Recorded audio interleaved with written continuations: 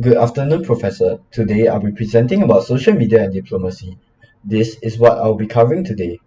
In the digitalization of diplomacy, the digital society is seen as a digitalization of every aspect of life. The author explains the core idea that digital society has shaped public diplomacy through upgrading, augmenting, and rewiring. But the reverse can also be true. Public diplomacy can shape digital society as they mutually influence each other. So, why did I decide to focus on social media? Digitalization is a continuous process, but social media is a significant disruptor, a new phenomenon that has transformed how diplomacy has traditionally been conducted. Social media acts not only as an instrument of communication and collaboration, a platform where diplomacy happens, but also as a different way to think about and practice diplomacy, a tool that changes how diplomatic work is done. This transformation introduces new aspects of diplomacy, bringing both opportunities and threats. There are different dimensions of diplomacy. Audiences are the target groups that diplomacy seeks to influence. Institutions are formal organizations responsible for conducting diplomacy. Practitioners are individuals carrying out diplomacy, comprising both state actors and non-state actors. Practices are the methods and activities through which diplomacy is conducted. The author also introduces a cyclical framework. Demands from social media lead to new norms around digital society being formed. These norms disrupt the procedures of public diplomacy, which in turn reshape conceptual understanding of how and where diplomacy is conducted.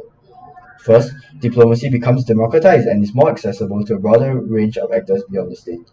Diplomacy is seen as an exclusive and confidential practice by trained aristocrats or high-ranking officials that represent the state's interests, which citizens place their trust in.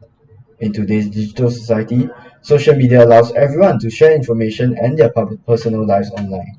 This empowers individuals to play an active role in shaping public discourse, creating new norms around visibility and accountability, where citizens can participate and feel included.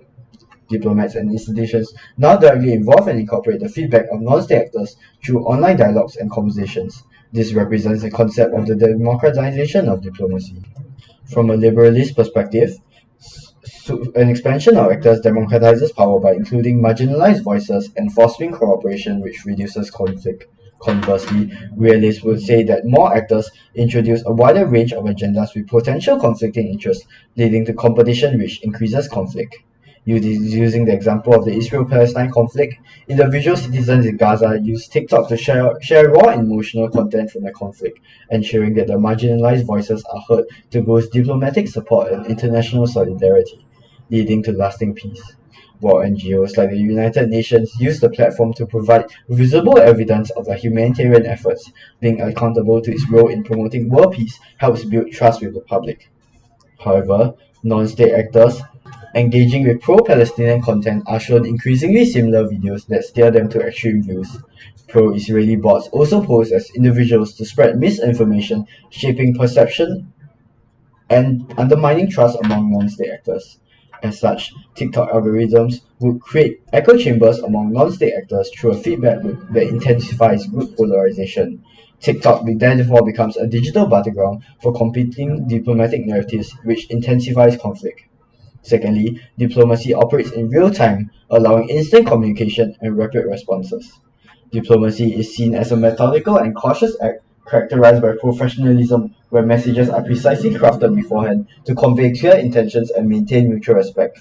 The demand is driven by social media allowing rapid and easy sharing of information, which lead to an overload of content. The norm in digital society has become instant connection, where delays are removed, but this excess of information creates a strong need for filtering.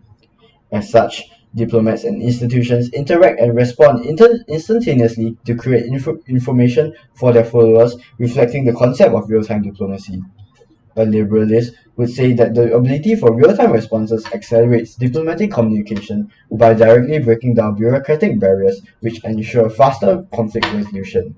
However, realism argues that this instantaneity increases volatility, as a careless or reckless mistake like a poorly verified fact or emotional tweet can rapidly escalate tensions during a crisis. These can be seen through Rapid Response 47, a social media account created by the Trump White House aimed at countering misinformation and fake news from news outlets, which has provided a platform for Trump and his team to create content and communicate in real time to the broader global audience. This bypasses traditional diplomatic channels and media filters that allow for direct and instantaneous diplomacy to foster peace. However, Trump has instead used real-time diplomacy through provocative tweets to act as a deliberate tool to escalate tensions. This projection of strength through hard power aims to advance US interests, but leads to a more fast-paced and reactionary environment that increases the risk of conflict. Lastly, diplomacy has become more personalized as diplomats adopt a distinct and authentic persona. Diplomacy has usually been conducted face-to-face, with traditional media acting both as intermediaries that relay information and watchdogs monitoring the conduct of diplomats. Social media crosses physical boundaries to create a digital arena that is able to directly influence foreign citizens. In digital society, a norm of virality has emerged, where a distinct and authentic brand is needed to capture foreign attention. Diplomats and institutions then adopt unique yet seemingly genuine online persona that also shape how the state is perceived abroad. This leads to the concept of personalized diplomacy. From a liberalist perspective, personalization humanizes diplomats to be more authentic and trustworthy, facilitating an environment for peace. While from a realist perspective, personalization could blur personal and official lives that undermine professionalism and projects an unpredictable image, increasing the risk of misinterpretations and escalating tensions. iShowSpeed's tour of China garnered more than 35 million views, exposing Western audience to authentic China. This aligns with China's agenda, as Speed was praised by the spokesperson for China to the US, "Let the world see the real China." This highlights the constructivist idea that facilitating people-to-people connection and shared respect will enhance US and China's bilateral relations. China, recognizing the power of social media, uses influencers to showcase its global reputation and technological progress and modern image. This serves as soft power to influence the West in order to enhance its legitimacy. Western influencers, viewed as more authentic voices, amplify these narratives through the viral reach of digital platforms. These positive perceptions build trust and lasting peace between the US and China. From a realist perspective, if these tours come off as scripted or promotional, where influencers are seen as inauthentic, instead deepens distrust and worsens negative perceptions of China's government. It reinforces Western perception of China as an authoritarian state using state-sponsored propaganda to control narratives and exert soft power, fostering competition and escalating tensions between the US and China. I believe that there are two key takeaways from this presentation. Firstly, social media has led to a public-centric form of diplomacy, where institutions view the public both as empowered agents able to directly influence bilateral relations in line with liberalism, or as disempowered individuals vulnerable to manipulation, as realism suggests. Therefore, non-state actors and foreign entities now wield the power to undermine state sovereignty, breaking its hegemony. Secondly, social media companies also operate within distinct political and cultural frameworks shaped by the great power rivalry between the US and China. For example, TikTok is influenced by Western norms of data privacy and the freedom of expression, while RedNote reflects Eastern norms prioritizing social stability and state censorship.